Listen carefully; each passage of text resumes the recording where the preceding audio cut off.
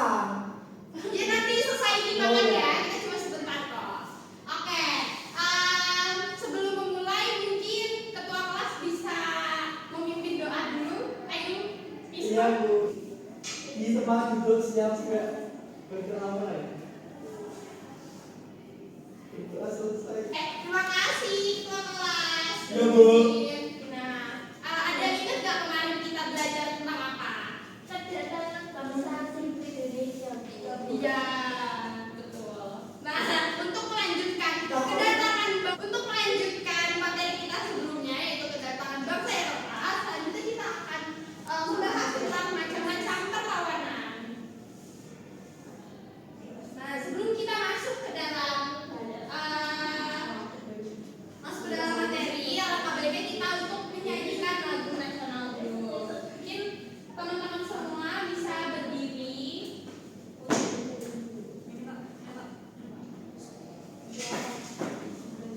Bu Norita mau maju memimpin nyanyi.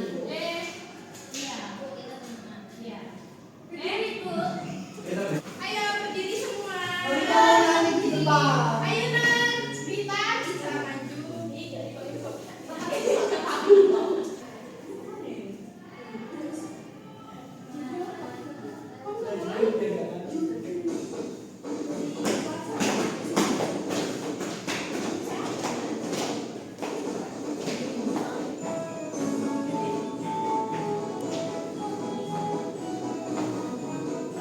Itu Pak Edi ya?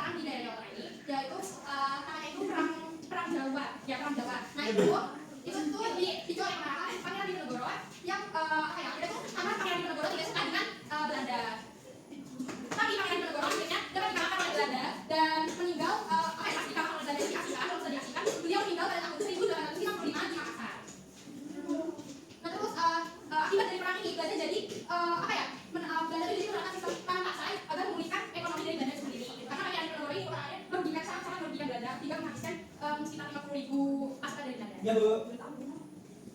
Oke, itu tadi yang perang di dalam Jawa Tengah.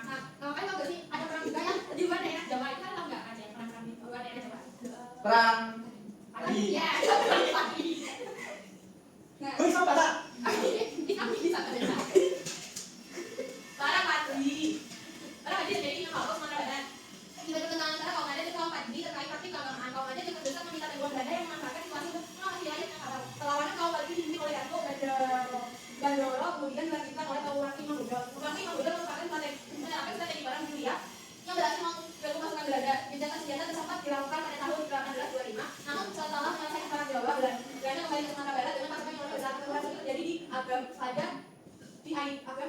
terjadi. Akhirnya Tuan Imam Bonjol ditangkap pada tahun 5 Oktober 1830. Tuan Imam Bonjol diasingkan ke beberapa tempat termasuk Cianjur, Ambon, dan Manado. Hingga pada 1864 dia ditangkap di kampung Cinareng. Oke, terima kasih. Nah, jadi perang Padi ini terjadi karena adanya pertentangan ada kaum Padi. Nah, kaum Padi itu adalah kaum yang beragama. Jadi kaum Padi itu mungkin orang-orang kurang beragama, jadi sangat bertentangan. Nah, tapi dari masalahnya adalah kaum adat malah terlibat berjuang oleh Belanda. Jadi perang Padi ini juga jadinya besar karena itu karena dari kaum adat itu minta tolong jadi pasukan Belanda. Nah, perang Padi ini dipimpin oleh Tuan Imam Bonjol. Tuan Imam Bonjol ada di Gibraltar. Iya, Ibu. Jadi Tuan Imam Bonjol juga menerangkan perang beliau ya, kayak seperti Pangeran Diponegoro tadi yang berhasil membantu pasukan Belanda. Hingga tuh kalau perang Padi itu sampai terjadinya gincangan senjata ini hampir menang ya. Tapi pada akhirnya Tuan Imam Bonjol juga kalah karena Tuan Imam Bonjol juga kalah karena beliau ditangkap oleh pasukan Belanda dan dikasihkan ke dalam perang itu dikasihkan di jauh-jauh itu loh. Asalnya dari Cianjur itu di Jawa Barat kan ya, terus langsung ke Ambon, lalu ke Manado. Hingga Tuan Imam Bonjol meninggal di tempat dikasihkan yang akhir di Manado ada 1964. Nah, mungkin selanjutnya kita bisa main game dulu. Sebentar ya.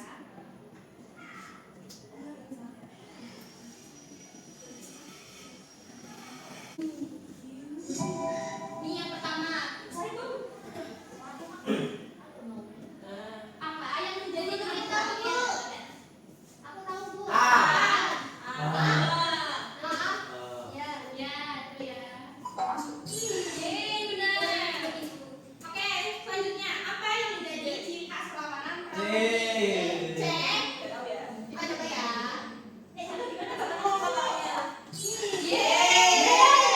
Terus ini apa yang menjadi dampak dari perlawanan Jawa? C. Wah. Nih, di mana lokasi utama perlawanan Barat? B. Oke, siapa yang berperan dalam menulis perlawanan Jawa? Ayo tadi siapa? Sudirman. Kok? Ya, coba ya. Siapa nih Sudirman atau Bekal?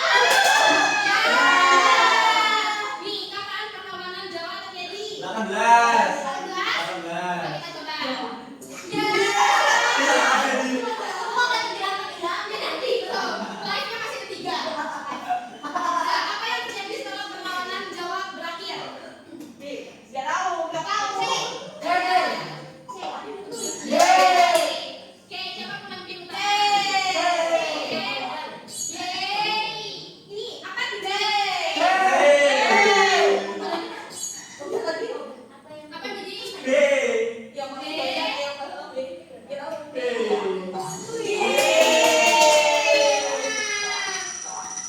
Tadi berarti cuma salah 2 ya? Tadi yang pelan 1. Oh iya.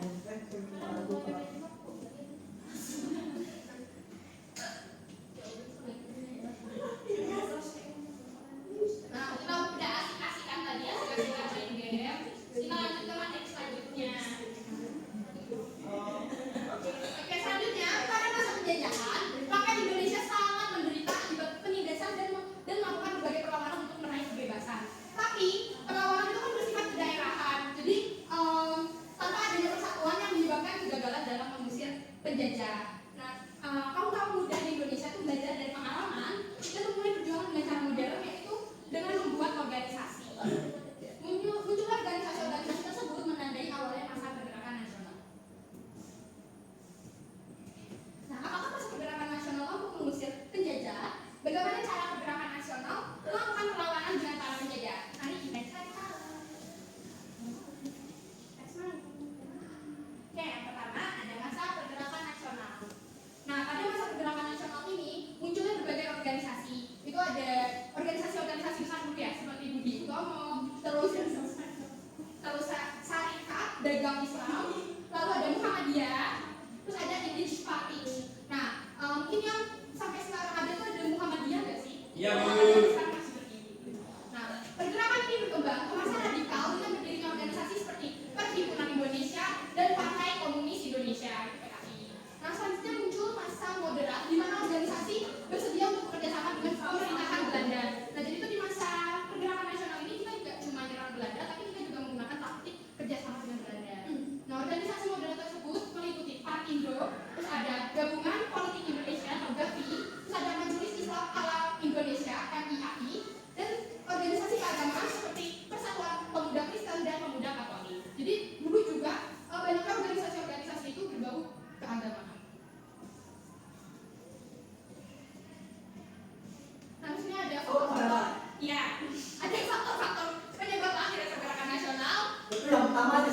kerajaan Indonesia di masa lalu, kemudian ada penderitaan rakyat akibat penjajah. Yang ketiga adalah lahirnya golongan pelajar dan cendekiawan. Yang keempat masuknya paham baru seperti nasionalisme dan demokrasi. Dan yang terakhir kebangkitan nasional karena negara tetangga seperti Filipina dan India. Nah, oke, faktor-faktornya itu yang pertama itu mungkin bisa di kebangkitan nasional negara-negara tetangga kita seperti Filipina dan India. Nah, jadi itu membangkitkan rasa apa ya, ingin merdeka kita tuh semakin tinggi gitu. Pemuda-pemuda kita, jadi pemuda-pemuda itu sudah bersekolah dan terpelajar, jadi mereka mulai paham lah gimana caranya kayak gak harus menyerang gitu. Iya Bu. Bu Adi mau baca. Harus baca Ibu. Mungkin nanti. Dengan adanya pergerakan nasional ini, akhirnya menjadi cikal bakal lahirnya peristiwa Sumpah Pemuda pada tanggal 28 Oktober 1928. Dari hasil Kongres Pemuda, selain itu, lagu kebangsaan Indonesia Raya ciptaan W.R. Supratman diperdengarkan dan dipublikasikan pertama kalinya pada surat kabar Sinpo dengan mencantumkan teks bahwa itu merupakan lagu kebangsaan. Oh Bu, jadi adanya Sumpah Pemuda itu adanya gitu. Iya, adanya organisasi-organisasi yang udah dibikin ini. Oh iya.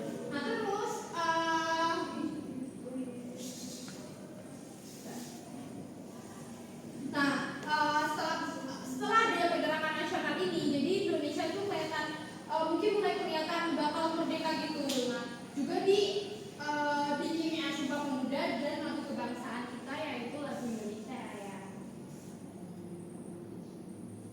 Nah untuk menghormati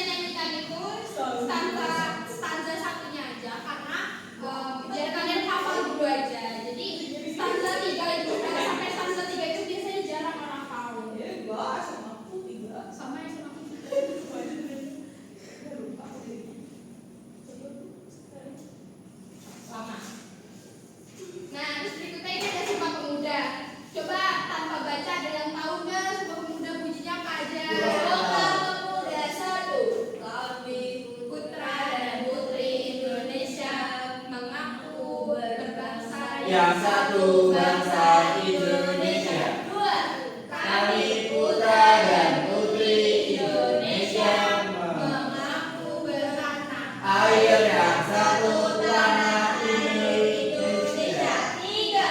Kami putra dan putri Indonesia Mengaku berbangsa. Dia bahasa persatuan bahasa kalian bener kan? Tadi yang pertama ada bertumpah darah. Kayak menjunjung. Kami Oke. dan putri. Coba Mas Billy bisa bacain. Sumpah Pemuda, kami putra dan putri Indonesia mengaku bertumpah darah yang satu tanah Indonesia. Kami putra dan putri Indonesia mengaku berbangsa satu. Yang satu. Mengaku berbangsa yang satu bangsa Indonesia. Kami putra dan putri Indonesia menjunjung bahasa persatuan bangsa bahasa Indonesia. Oke, nah itu Sumpah Pemuda. Nah, ini selanjutnya udah masuk ke LKPDKI. Kita masuk ke LKPDKI. Ibu buat 3 kelompok ya. Ini kelompok 1 ada Nonita, Adi, dan Yuli. Nah ini kelompok 2 ada Yulia, Ipong, Ipi. Yang ketiga ada Siti, Nur, di gambar ini dari perjuangan tadi udah masuk ke itu nasional. Nah ini kalian sebutin aja. Ibu, Bapak katanya mau ngerjain sendiri atau mau ngajak temennya? Bentar ya, satu-satu ya. Ini kamu jelasin, kayak kalian jelasin ada organisasi apa aja yang dibuat, terus awal mulanya itu seperti apa. Itu ya. Iya, Bu. Bu, Sasa mau jadi sendiri. Kerjain kelompok ya. Ini tugas kamu. Mereka Aliza.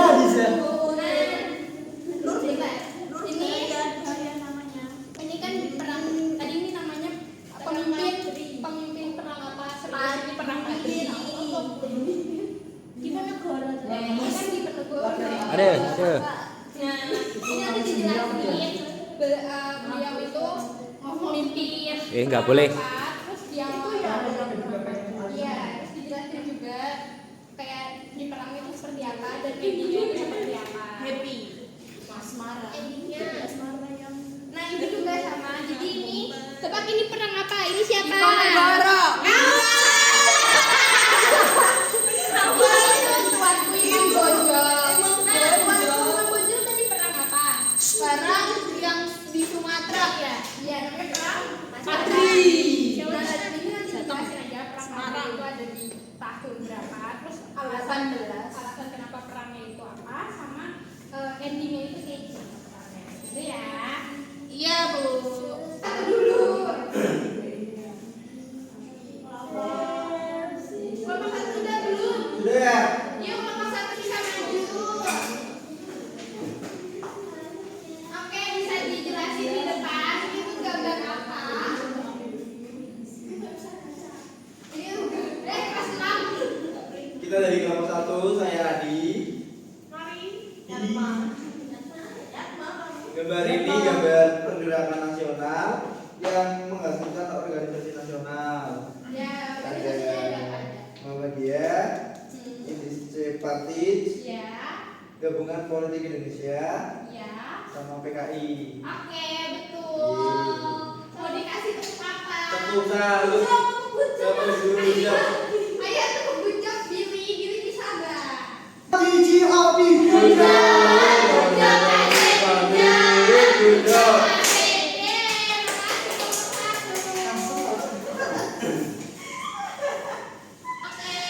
Selanjutnya kelompok 2 bisa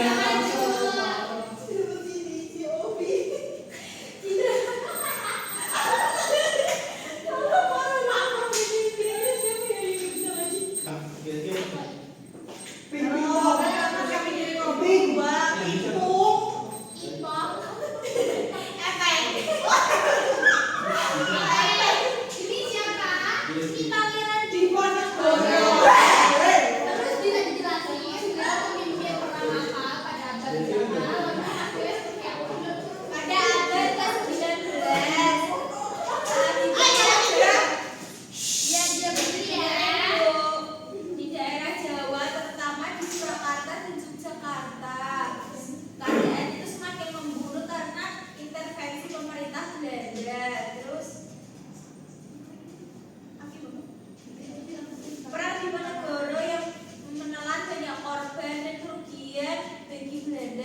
dan dia menerapkan sistem tangan paksa Bu atau kultur stelsel Iya. yang memulihkan ekonomi mereka. Jadi akhirnya Pangeran Diponegoro Meninggal. diasingkan dan meninggal. Meninggalnya di mana?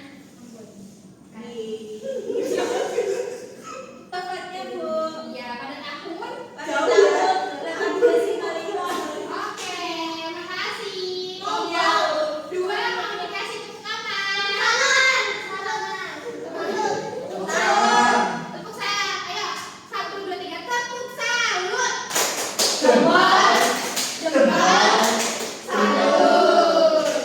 Oke. Buat nanti kalau kita hujan ya. Iya. Ayo, kelompok 3 silakan. Salsa yang kita jauh. Jauh cepat Jilly. Perkenalkan nama aku Siti. Perkenalkan nama saya Nur. Ayo, perkenalkan nama saya Daya. Kalau digabung apa? Siti Daya. Kita dari Siti Nurbaya. Satu, dua, tiga. Kita dari Siti Nurbaya.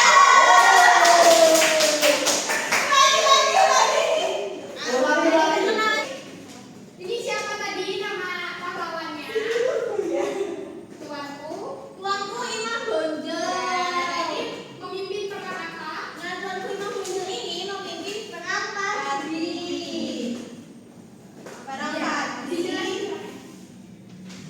Perang Padri itu terjadi di Minangkabau, Sumatera Barat. Akibat pertentangan antara kaum adat dan kaum Padri terkait praktik keagamaan, kaum adat terdesak untuk meminta bantuan Belanda yang memanfaatkan situasi untuk menguasai wilayah Minangkabau. Kemudian yang dipimpin perlawanan kaum Padri dipimpin oleh Datuk Bandoro. Kemudian dilanjutkan oleh Tuanku Imam Bonjol. Dan apa? Tuanku Imam Bonjol terus diasingkan itu akhirnya. Tuanku Imam Bonjol menerapkan strategi gerilya yang berhasil mengganggu pasukan Belanda. Gencatan senjata sempat dilakukan pada tahun 1825, namun setelah menyelesaikan perang Jawa, Belanda kembali ke Sumatera Barat dan membawa pasukan yang lebih besar. Pertempuran terjadi di Agam pada tahun 1833 hingga akhirnya Tuanku Imam Bonjol ditangkap pada 25 Oktober 1837. Kemudian Tuanku Imam Bonjol diasingkan ke beberapa tempat termasuk Cianjur, Ambon, dan Manado. Kemudian hingga wafat pada yang dimakamkan di kampung Pinoleng, Manado. Oke, terima kasih. Kelompok 3 mau terus apa? Tepuk gojak. Ayo tepuk Gujang, gujang. Pak. Mungkin bisa memimpin. Yang cepat. Tepuk gojak.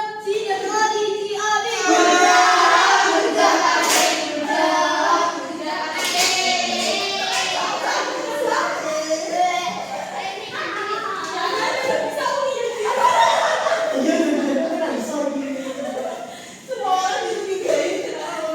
Karena sudah LKPD, selanjutnya mungkin kita bisa langsung evaluasi. Ini soal-soal evaluasi ini dibagi kerjain sendiri-sendiri ya. Kasih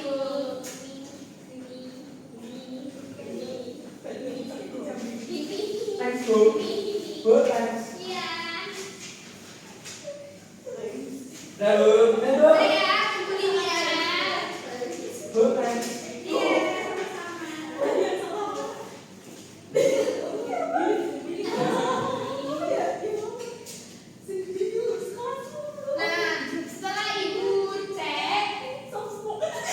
Nah, setelah ibu cek, ternyata nggak ada yang remedial. Jadi semuanya bisa dikerjakan.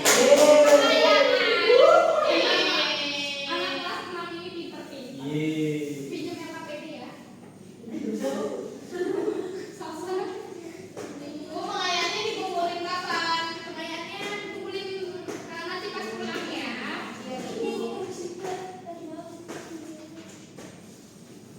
Pengayaan. Thanks, Bu. Iya.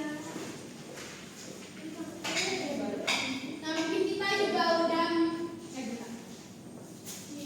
Nah, ini kita udah mengerjakan pengayaan juga.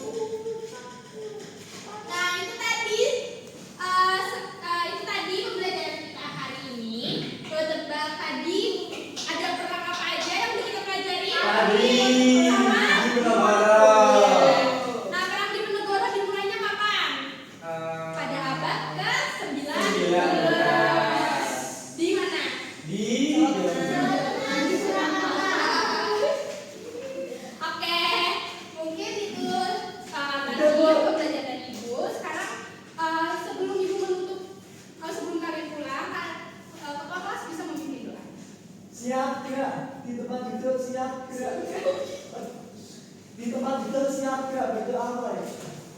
Berdoa selesai. Oke. Nah, terima kasih anak-anak. Ya. Oh iya, Ibu tutup pembelajaran hari ini. Ya, Bu. Assalamualaikum